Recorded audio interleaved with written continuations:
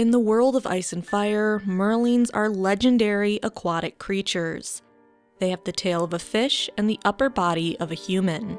In the Shivering Sea, the mermaids are said to have black scaled tails and pale skin, and really enjoy killing humans. My goodness, in the Shivering Sea, the maesters even claim there may be an underwater kingdom. The people of Westeros sing of merlings, name places after them, and have carvings depicting mermaids, mermen, and merwives. Fisherfolk and sailors claim they often see merlings, and there are even references to merlings and other sea creatures, such as squishers and deep ones. There's a Merling King, worshipped as a god in this world. Merlings may have even attacked certain civilizations in the past. Some houses claim to have received their power and homes from merlings, while the Ironborn claim to be closer in relation to merlings than other humans. Really, I could go on and on about the references to merlings in the world of ice and fire. In a world of giants, children of the forest, shadow babies, dragons, and zombies, why wouldn't merlings exist in this world? Of course, the biggest proof of existence of merlings in the world of ice and fire is Varys, the merman.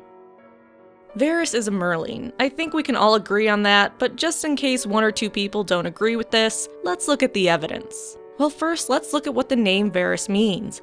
Very means stream, and Varys means Lord of Water. Maybe George is telling us something with his name. Then there's the scene in A Game of Thrones when Arya goes beneath the Red Keep.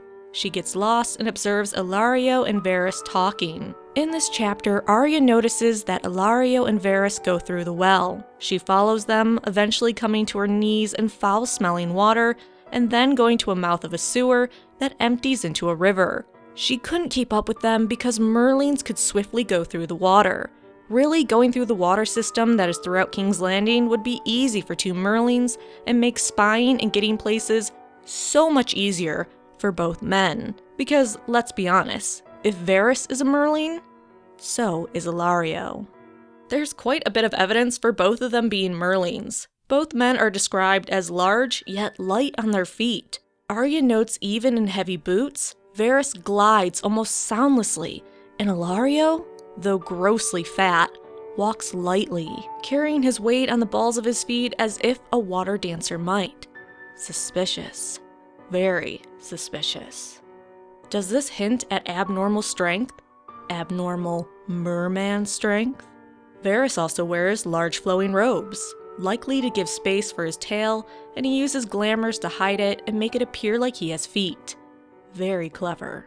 And both men seem to play with humans like they're barely animals to them. This may be normal for their kind. Merlings may have been playing with humans for a very long time. The Merling King made a pact for House Velaryon to receive their Driftwood throne. Once upon a time, Ursula Upcliff was a bride of the Merling King. They even sometimes directly mess with humans that drown, such as Patchface, who is now corrupted and controlled by them. Sometimes he breaks through the control and tries to warn others about the Merlings, but sadly, no one believes him. So do Merlings play with humans because as Merlings they consider themselves superior to humans? Is this why Ilario and Varys can cut the tongues out of human children without caring, without any compassion? And perhaps their long lifespans is why they take so long to scheme. They have more time than humans to play and work out plans. Then there's Varys' backstory of being a eunuch. This is a great excuse for why he's asexual. He's not interested in humans because he's probably only interested in his own kind, fellow Merlings. Saying he's a eunuch keeps people, literally and figuratively, off his dick. Or even if he is interested in human women, maybe Merlings can't actually have children with humans, even though there's stories that state otherwise. Perhaps feigning disinterest keeps people from wondering why he has never knocked up any woman he slept with.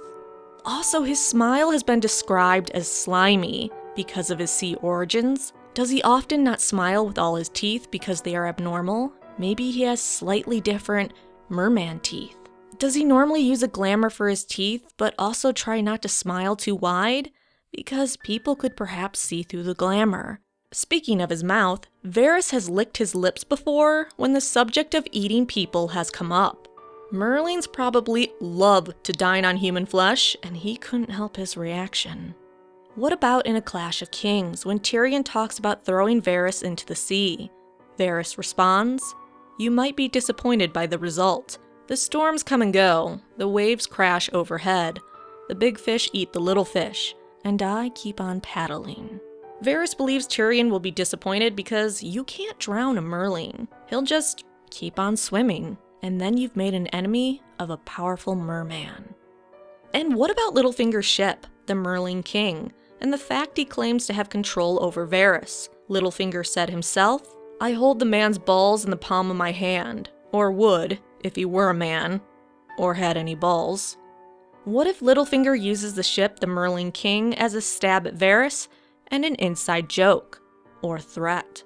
He knows what Varys really is and is blackmailing him, which would make sense. Littlefinger is a man from a seafaring merchant family from Braavos, and Littlefinger has a lot of sailing experience. If anyone knows what a Merling looks like, it's Littlefinger. So what is Varys' endgame? Why is he trying to help the Targaryens?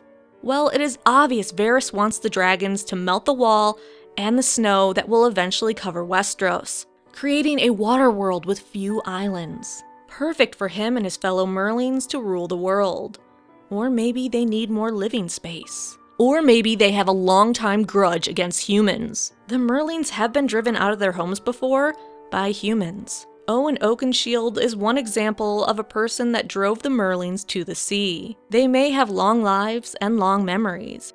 Maybe Jojen already saw this when he dreamed that the sea came to Winterfell. It wasn't about the Ironborn after all. It was Varys and the other Merlings' future plans for revenge. Littlefinger, being in on this, has made his home in the Eyrie, high up and likely to be one of the few places above sea level. They're among us, people. Be warned.